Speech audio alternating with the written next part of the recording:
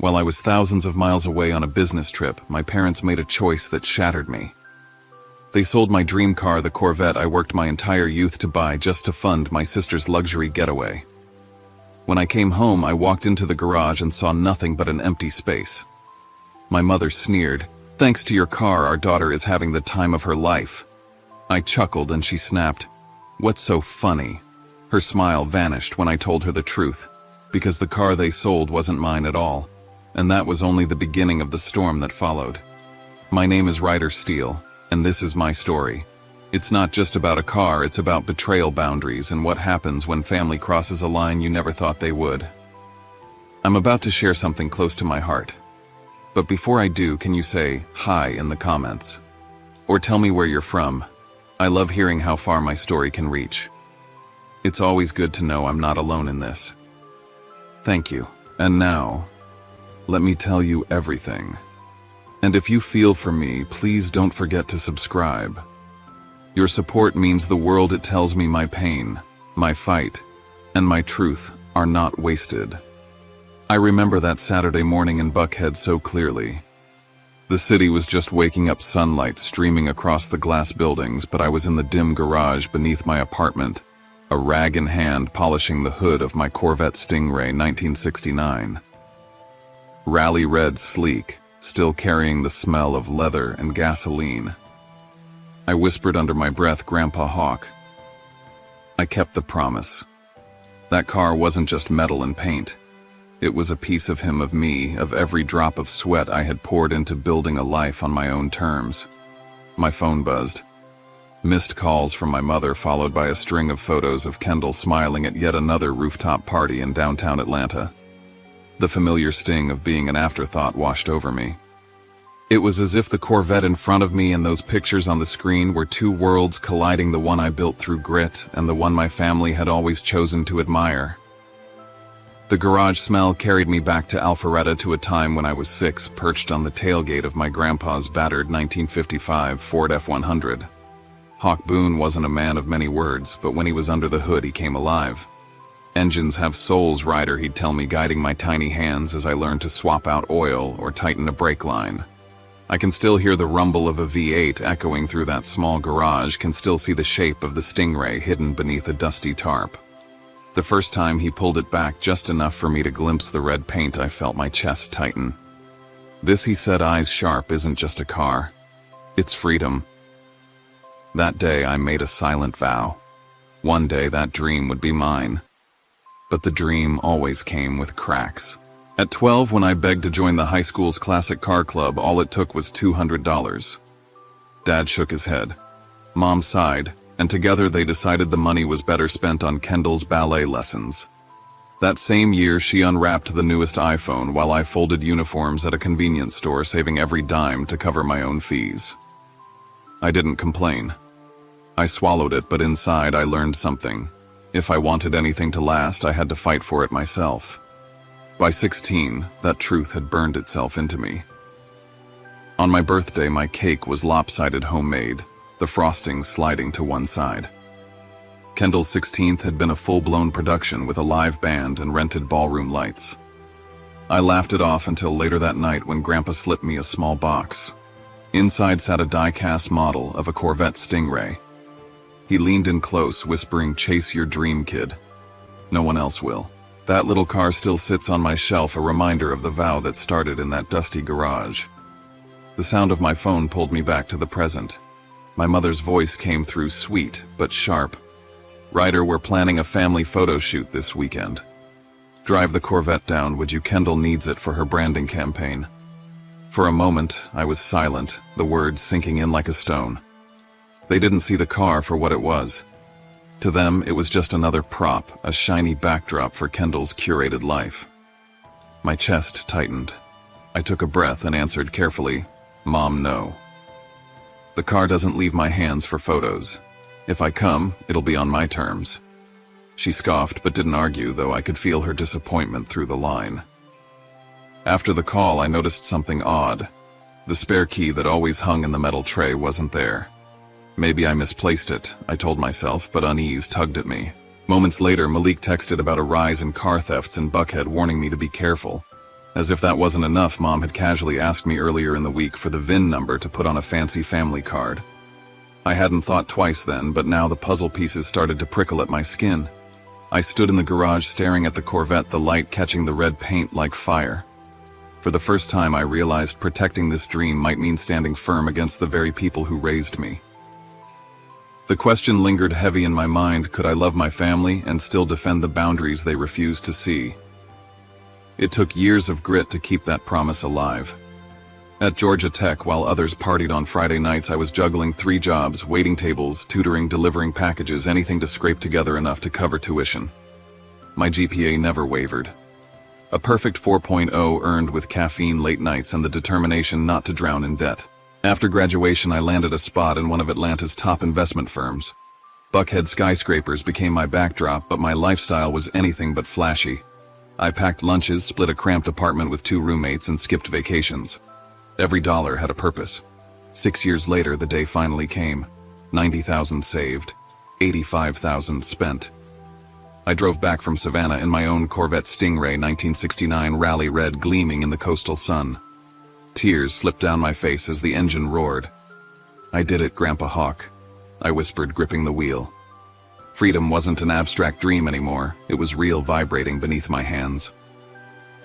That summer, I met Sierra Quinn at a classic car exhibition in Piedmont Park.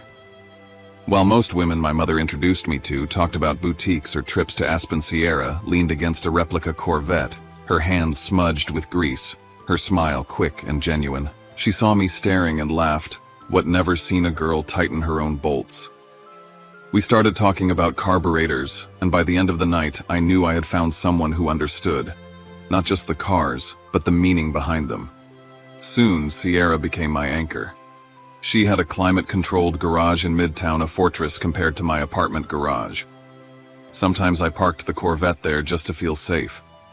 Her replica, though worth a fraction, looked eerily like mine, something we joked about but kept in mind.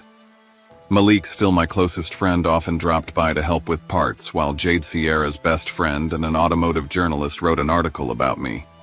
The young guardian of the Stingray, she titled it, a piece that spread in the local car community faster than I expected. For the first time, my name carried weight. But recognition came with shadows. One night at dinner, Mom frowned across the table.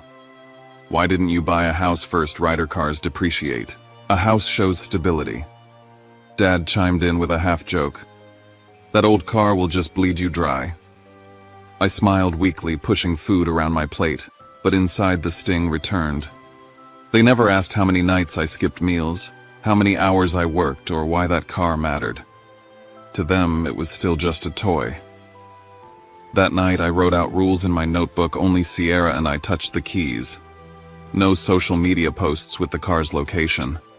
Full insurance, strict maintenance schedule. I wasn't just protecting a vehicle, I was guarding the piece of my soul my family had never respected. But even the best defenses have cracks. One Sunday, visiting my parents, I noticed something missing. The spare key to the Corvette wasn't where it should be. When I asked, Mom waved it off. "Oh, that I held on to it since your dad checked the fuse box last month. Safer with me, don't you think?" She smiled like she was doing me a favor. My heart sank. I asked for it back. She nodded vaguely. "Next time, dear." That next time never came. Jade's article brought emails too. Collectors sniffing around, some offering ridiculous amounts. One message in particular stood out, from someone in Arizona pressing me to consider a sale. I deleted it, telling myself not to be paranoid. Malik raised an eyebrow when I mentioned it. "Sounds like Langston. That guy hunts rare stingrays. Careful, Ryder." I brushed it off, convincing myself I had drawn my lines tight enough. But as I lay in bed that night, the unease lingered. My family's hands were already too close to the one thing I built alone. The car that was supposed to be my fortress suddenly felt vulnerable, not because of strangers on the outside, but because of the people inside my own bloodline. The week before everything changed, a calendar invite popped onto my screen like a flare in the dark. Tokyo pitch tentative. Isabella stopped by my desk, fingers drumming a quick rhythm. "If we land this, you'll lead the team in Tokyo for 4 weeks, she said, eyes bright. The words should have felt like a clean horizon. Instead, my mind skipped straight to the red car in my garage and all the ways a good thing can be taken from you if you're not looking. I nodded, thanked her, and tried to focus on projections and contingencies, while a different set of contingencies spun in my head. Insurance clauses, storage options, blind spots I might have ignored out of politeness. That afternoon, my mother called. Her voice carried that familiar blend of sweetness and urgency. "Ryder Kendall needs elegant photos for a campaign," she said. "Stand her beside your Corvette. It'll look perfect." I kept my tone even. "No, Mom. The car isn't a prop." She pushed back gently. "She won't drive it, just stand next to it." I repeated myself slow and clear, the way you deliver a boundary that's been tested too many times. We hung up with a thin silence between us, the kind that promises another round soon. That night, Malik texted me a screenshot from my mother's Facebook. My stomach dropped. There was my Stingray in my building's driveway, full license plate visible, the camera close enough to catch the edge of the VIN plate under the windshield. The location tag was still on. I called my mother immediately. She sounded surprised I was upset. "I'm just proud of you," she said. "People should see what you've accomplished." I explained again the risk, the insurance, the reality of theft rings, how the wrong detail lands in the wrong feed and doors open you didn't know existed. She agreed to take it down, but I could hear the irritation behind her breath, as if I'd corrected her in public. The next morning, I drove to Alpharetta to check the garage.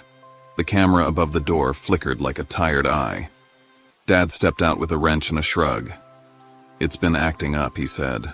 "The guy can't come till next week." He made it sound like a broken porch light, not a security system. I ran my hand along the replica Sierra sometimes parked there, trying to decide if I was being paranoid or finally honest with myself. Dad moved to change the subject, asking about the pitch about Tokyo, about whether I'd finally start playing at the big table. I gave him careful answers and didn't mention the pulse thrumming behind my left temple. Back home, I wrote an email I should have sent years ago. Subject line: vehicle rules non-negotiable. I laid it out plainly.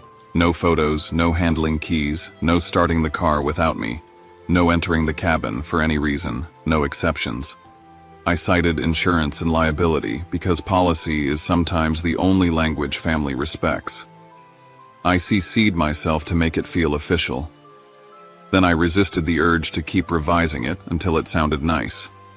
Nice had cost me enough. Later that evening, a new email hit my inbox. The sender's name looked like it belonged in a glossy magazine profile: Victor Langston, Arizona. He congratulated me on the Stingray, said he'd followed the local piece Jade wrote, and asked if I'd entertain an offer. The number he suggested was high enough to make most people pause. Then the line that made my chest freeze: "Your parents mentioned you might be considering selling." I read it 3 times. My parents mentioned considering selling. I hadn't discussed selling with anyone. I called my mother. No answer. I called my father. Straight to voicemail. My phone suddenly felt heavy, as if it had absorbed all the weight I refused to carry out loud. When I finally reached my mother, she sounded cheerful. "It's late, dear." I told her about the email. She hesitated, then insisted she had only said I'd grown up so much and might be ready for a new chapter. I could hear dishes clattering in the background, the cadence of a kitchen trying to sound ordinary. I asked for the spare key back. She said she'd bring it next time. I closed my eyes and saw the empty spot in my tray, the way absence announces itself louder than presence. An hour later, Kendall's voice drifted through my phone in a voicemail light and breezy. "We're planning a Mediterranean trip," she said, "but I'm short for now. It's ridiculous everyone's going. I've been killing myself at work." I replayed it, didn't know whether to laugh or throw the phone. It wasn't a direct ask. It never had to be. She'd learned long ago that needing out loud is messier than letting other people fill in the blanks on your behalf. By midweek, the camera in Alpharetta still wasn't replaced. Isabella pulled me into a prep session for Tokyo, and I forced my brain into spreadsheets and narratives, practicing transitions, tightening the story. But even as I spoke about growth and stability to a room full of suits, I knew the story I really needed to tighten was happening in garages and inboxes where boundaries slipped if you weren't ruthless about holding them. The invitation to Tokyo promised one kind of future. The red car in my garage represented another, and my family with a smile and a shrug stood between both like a door swinging on loose hinges. That night I stared at the ceiling and made a decision I could live with. If Tokyo became real, the car would be protected in a way it had never been before, even if that protection offended the people who thought love should mean access. I closed my eyes and pictured my grandfather's hands grease-stained steady and told myself what he would have told me: lock it down, kid. 2 days later, the tentative became concrete. Isabella slid the travel packet across my desk. "You're leading the pitch," she said. 4 weeks. Flights booked for Sunday. Pride rose in me like heat, and behind it a ripple of worry I'd already decided how to answer. I texted Sierra and Malik to meet me at her Midtown garage that evening. If I was going to be gone a month, I wouldn't leave anything to chance. Sierra opened the bay door, cool air spilling out like a sigh. Her garage always felt like a cathedral to me. Clean lines, climate control, humming, every tool exactly where it belonged. We stood between two nearly identical silhouettes, my Stingray and her replica. "You're sure?" she asked. I nodded. "The real one stays here," I said. "We move yours to Alpharetta. My parents will think it's mine. It keeps the peace and buys me sleep." Malik gave a low whistle, half amused, half impressed. "Smart gambit," he said, clapping my shoulder. "I'll swing by unannounced while you're gone." I took one last drive in the real car, letting the V8 settle my nerves, the wheel warm under my palms. I pulled back in, parked exactly on the marked lines, and stared at the badge on the hood until my heartbeat slowed. "I'll be back," I said, and felt foolish for a second until I remembered who taught me to talk to engines. Sierra squeezed my hand. "I'll treat it like it breathes," she said. I knew she would. We moved the replica, carefully adjusting mirrors, making sure nothing would give away the difference to anyone who didn't know what they were looking for. By the time we rolled into Alpharetta, twilight made everything softer. Dad stepped out first, broad smile, hands wiping on a towel. "Still a beauty," he said, walking slow circles around the car. Mom stood on the porch with her phone already angling for a shot. Kendall came down the steps, eyes bright. "It looks insane," she said, running a hand over the door as if greeting a celebrity. Before anyone could ask, I laid down the rules again. "No one drives it," I said. "No one sits in it. Start it once a week for 15 minutes. That's it. Any issue, call me or Sierra. And I want the spare key back." Dad nodded the way people nod when they're not ready to argue. Mom said she'd look for the key after dinner. Kendall pursed her lips. "One photo inside would help my portfolio," she said. "Just one. Doors closed. I won't even breathe hard." I shook my head. "No." Something flashed in her eyes, then vanished behind a practiced smile. I checked the camera above the garage. It sputtered and steadied, then sputtered again. "Tech's coming this weekend," Dad said. "We'll be fine till then." The words fell flat. Fine had become a word I didn't trust. We pushed the replica into the garage set. The brake draped the custom cover I brought. Sierra walked the perimeter, checking for blind angles. Malik texted me a thumbs up, paired with a promise he'd drop by at odd hours, no heads up, to keep everyone honest. I felt my shoulders drop a fraction. It wasn't perfect, but it was a plan. On the porch, Mom asked about Tokyo, about hotel views and sushi, and whether I'd finally buy a real house when I got back. I kept my answers short. Kendall leaned against the railing and scrolled her phone. "You should post more," she said without looking up. "Your engagement is terrible." I laughed once, not kindly. "I'm not building a brand," I said. "I'm protecting a life." She looked up, then puzzled, as if the two were the same thing. When I hugged my parents goodbye, Dad smelled like cut grass and motor oil, the scent of my childhood on good days. Mom kissed my cheek and said, "We'll keep everything perfect, sweetheart." I wanted to believe her. I wanted to believe the camera would hold, the rules would matter, the old habits would give way to the respect I'd been asking for since I was 12. Driving back to the city in Sierra's car, Atlanta lights rose in front of me, neon and sodium and glass. I felt the odd relief that comes when a decision is made, even if certainty is impossible. The real Stingray was sealed behind a door that respected it. The replica sat in a garage where my family could feel included without holding anything that could break me. It was the best version of trust I could engineer.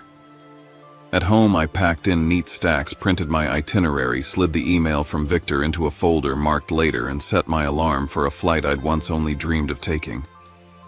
I stood in the doorway of my place and looked at the shelf where the die-cast Corvette sat, light catching on its curves. I've got it covered, I told myself. Told the memory of a man who taught me that freedom comes with maintenance. Somewhere beneath the confidence, a small warning kept tapping. Still, I turned off the lights, locked the door, and chose to believe that for the next 4 weeks the lines I'd drawn would hold. Tokyo moved like a river around me, trains on time, neon buzzing, the quiet discipline of people who know exactly where they're going. Yet my head was stuck in a dim garage in Georgia. The second week began with a calendar that looked like a chessboard rehearsals, client dinners, deck reviews, a site walk. In between, I stole minutes to check on the one thing that could undo me. I called home on my lunch break. Dad angled the phone toward the garage. A strange glare slid across the concrete like the door had been opened recently. "What's that?" I asked. "Just wiping off dust," he said, voice easy. Gave her a quick shine. The word "her" made my chest go tight. "It doesn't need shine," I said. "It needs to be left alone." He chuckled, promised he knew what he was doing. I nodded, pretending I believed him, and signed off the ramen in front of me, gone cold. Back at the hotel, an email lit up my screen. Same sender as before. Arizona. He was polite, almost charming. He said he'd transferred a deposit. He said he appreciated the quick timeline, that family could be efficient when they were aligned. "Looking forward to receiving the title," he wrote, "and to keeping our arrangement with your parents." I felt the floor tilt.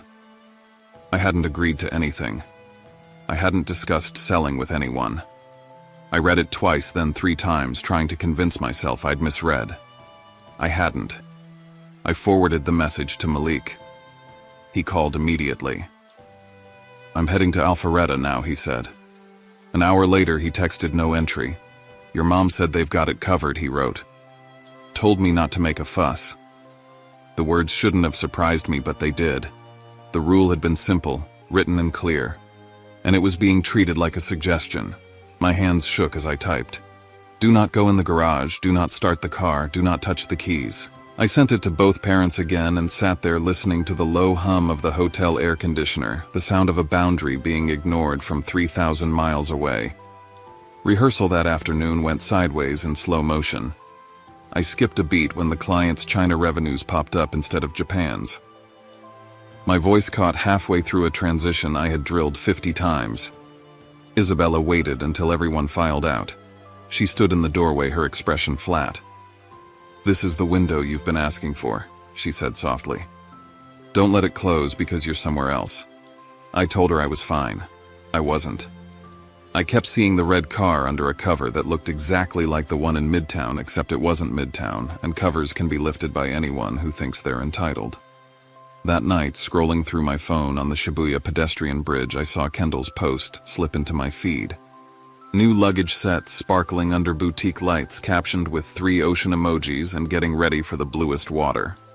The date lined up exactly with the week she had called it unfair that everyone was going. I pinched the screen to check the tag. A high-end shop I knew she couldn't afford without help. The comments said she deserved it. The word gnawed at me like sand in a shoe. Back in my room, my phone buzzed with a voicemail from an unknown number. A man's voice, warm and transactional, thanked me for agreeing to move quickly. He said he'd see me in Tucson. He said the paperwork would be waiting. He said he appreciated families who didn't drag their feet. He said my name like we were old friends. I replayed it twice, staring at the ceiling while the city pulsed outside, as if repetition could change the outcome. It didn't. I called home again, asked Mom to step into the garage on video. The screen stayed on her face. "The internet's bad," she said, frowning. "The camera's still being sorted." She aimed the phone at the floor, then the ceiling, then her own shoulder. In the background, I heard Kendall's laugh and the word passport float by like a paper boat. "Let me see the car," I said. "Right now." Mom's voice hardened. "Ryder, we are not children. We know how to take care of things. Focus on Tokyo." The call ended with the flat sound of distance neither of us wanted to name. I set the phone on the nightstand and stared at the reflection of the city in the window. I had asked for respect and laid out rules. I had built a plan that protected everyone's feelings and the one object I could not lose. And in a handful of days, a string of small choices, an email, a blocked visit, a social post, a laugh about a passport had braided themselves into a rope that pulled me taut from half a world away. I could feel 2 roads opening, get on a plane and blow up months of work, or stay and pray the lines I drew would hold. I remembered my grandfather's hands again. I remembered how he'd look at a problem and strip it to parts. But even the best mechanics can't fix what they can't touch. I lay awake until morning waiting for a message that never came. The plane landed in Atlanta under a bruise-colored sky. By the time I drove to Alpharetta, rain was coming down in clean sheets, the kind that makes the world look honest because it washes the dust off everything. I didn't knock. I walked straight to the garage, hit the button, and watched the door rise like a curtain on a stage I didn't want to see. The space where the car should have been stared back at me, smooth and empty. My throat closed. For a second, all I could hear was the rain hitting the driveway. Dad appeared first, towel in hand, eyes searching my face. He didn't try to lie. "We sold it," he said, the words falling one by one. "Your sister needed a break. We wanted to help her reset." He said it like a family motto, like generosity was the same as taking what wasn't offered. Mom stepped beside him with a brightness that felt rehearsed. "Thanks to your car," she said, tilting her phone to show me a photo. "Our daughter is having the time of her life."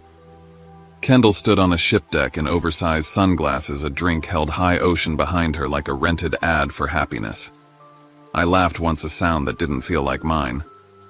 Mom stiffened. "What's funny?" she asked. I looked past her into the hollow of the garage, then back at both of them. "The car you sold," I said, each word steady, "wasn't mine." The room chilled. For a heartbeat, no one moved.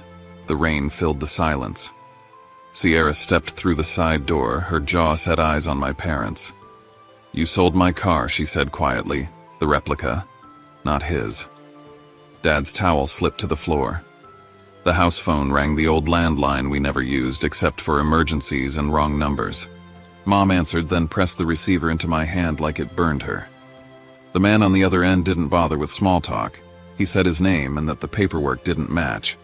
He said the title was wrong, the signatures didn't hold. He said he expected me in Tucson to make it right. Each sentence landed like a gavel. I told him I would call back in an hour. He reminded me that speed mattered. He hung up before I could answer. The color drained from my parents' faces in slow motion. Whatever story they had told themselves about a favor done in love had run headfirst into a wall built from law and facts. I didn't need to do the math out loud for them to see it. Money wired across state lines, forged documents, a sale made without consent. Dad sat down hard on the step like the air had been pulled from the room. Mom reached for the counter and missed. I watched a dozen years of small dismissals add up inside their eyes. Kendall's name lit my screen. Her voice came bright and a little breathless. "You can buy another one, right?" she said. "It's just a car." The words tasted like salt. "You manipulated them," I said. "You knew exactly what you were doing." She fell quiet long enough for the sea to make itself heard through the phone. "I didn't ask them to sell it," she said finally, and hung up. The line went dead, leaving the faint echo of music and wind. Aunt Miriam arrived as if she'd been waiting 5 minutes away for the moment to perform. She told me I was ungrateful, that family meant sharing, that I had turned success into a weapon. Uncle Theodore came in behind her and didn't sit. He looked at my father, then at the empty space, then at me. "Harlan would be furious," he said. "Not because of the car, because you were taught better." He wasn't talking to me. I set my palms on the workbench my grandfather once used when he visited and felt the old nicks and grooves under my fingers. My voice came out even. "You took something that wasn't yours," I said to my parents. "You sold a car that didn't belong to you. You blocked the one person I trust from checking on it. You used my name to move money you had no right to touch." Dad lifted his head, eyes wet. Mom opened her mouth, then closed it. Sierra stood beside me, silent, a presence that felt like a line drawn on a map. I took a breath and let the words settle into the room. You didn't just cross a boundary, I said. You stepped into a place where the law has questions. We're not going to sort this out with a family dinner. The rain softened outside as if the storm had spent itself. We'll fix what can be fixed, I added, and then we'll see what accountability looks like. Mom flinched at the word. Dad nodded once, a small motion of a man who finally understands the cost of a shortcut. I picked up my phone and looked at Sierra. She gave a single nod. I dialed the Arizona number back and asked for a meeting halfway. I promised to bring what he needed to feel whole.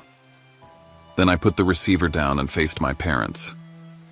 You didn't just betray me, I said. You put your hands on something that held the last clean line between who I was told to be and who I chose to become. No one spoke. The garage seemed larger without the car, a hollow that made every sound carry. I took one last look at the empty spot, then at the two people who had taught me love and erasure in equal measure. You stole Sierra's property, I said quietly. Not mine. From here on, we do this by the book.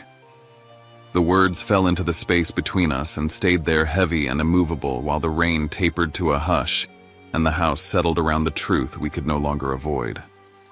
The cafe in Birmingham was small neutral by design, the kind of place chosen not for its charm, but for its lack of affiliation. Rain streaked the windows and the air smelled faintly of burnt coffee and wet pavement. Sierra sat close beside me, her hand steadying mine under the table, though my voice was the thing that had to be steady. Rebecca Hayes, our attorney, was already there, her folders crisp, her eyes sharp. Then Victor Langston arrived, tall, precise, carrying himself with the ease of a man who believed the world bent to him. He placed a thick envelope on the table, pulled out papers, and tossed them across to me. My name was written there, except the signature wasn't mine. You expect me to ignore this? He asked, voice low. These documents say the car was willingly sold, and I have every right to sue not just them, but you, Ryder, for fraud by association. Before I could answer, Rebecca leaned forward, pointing at the pages. Her voice cut like glass. The VIN doesn't match. The signatures don't match. The notary stamp is fabricated. What you're holding is a crime scene on paper, not a legitimate contract. Victor's jaw clenched, but his eyes betrayed the flicker of recognition. He knew he'd been played, and he knew who had done the playing. Behind me, I heard my parents shifting. Franklin's hands were clasped so tightly they were white, while Lorraine's eyes darted anywhere but the table. Kendall's face hovered on the video call, framed by some chic backdrop, her tone defensive. I never told them to sell it, she said quickly. I didn't ask for any of this. But the image of her holding a cocktail on the deck of that ship lived in all our minds, the glossy smile bought with someone else's sacrifice. I straightened in my chair and spoke directly to Victor. Here's what I'm offering. You'll receive $55,000 in restitution, your purchase plus expenses, and you'll return the car. Along with that, you'll get a notarized letter of apology from my parents and sister. You'll walk away whole and no one drags this into court. Victor's hand came down on the table with a crack. Or I sue all of you, including you, Ryder. Don't think you can stand there clean while your family trades on your name. This entire mess exists because your bloodline thinks rules don't apply. The room held its breath. I pushed my chair back, stood, and let the words rise from the center of me. This isn't just a car. It's my grandfather's legacy. It's years of work no one else lifted a finger for. You can take the money, you can take every apology, but you will not take this car from me. Because what you see as property is the one thing that taught me freedom. For a moment's silence, then Victor's lips twitched into something like a smile.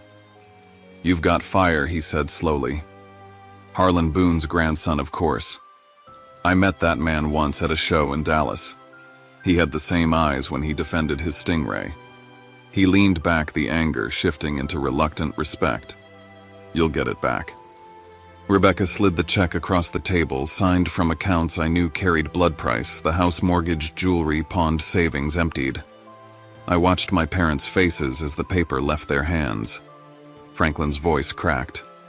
Lorraine looked like a woman emptied of air. On the screen, Kendall said nothing, lips pressed tight, eyes darting as if looking for a camera angle that would make her less complicit. Victor pocketed the check, his voice cool. You'll have your car, Steele. But hear me, if I ever get so much as a whisper of another stunt, I won't come here with a handshake. I'll come with the law. The deal was struck. The car would come home. But as we left that cafe, my heart was heavy. We had rescued the steel and chrome, yes, but the fabric of family had been stripped bare, revealing stains that would never fully wash out. I walked into the rain knowing I had won, but also knowing the victory was carved from the wreckage of everything a son is supposed to trust.